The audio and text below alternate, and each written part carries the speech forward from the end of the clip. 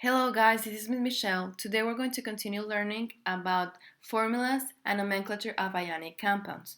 During the last video, we worked with the elements that are in the groups 1A, 2A, 3A, 5A, 6A, and 7A. Today we're going to work with the elements that are in the center of your periodic table. These elements are called transition metals. They form cations with more than one charge. For example, iron can work with two different charges, 2 positive and 3 positive. Another example is copper.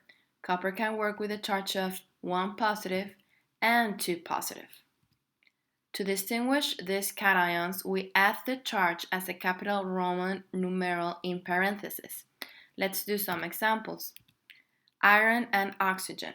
In this case, our iron is working with a charge of 2 positive, and oxygen is working with a charge of 2 negative. We're going to follow the same rules than the last video, so we're going to crisscross the charges and we're going to write the formula Fe2O2.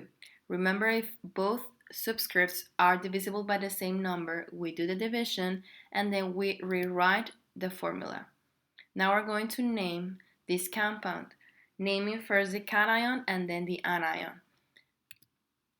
Iron, and the new rule is that we need to write in parentheses the charge of the cation. The charge of the cation in this case is 2, so we're going to write in Roman numeral, the number 2. Iron 2 oxide. We're going to do the same for the next example.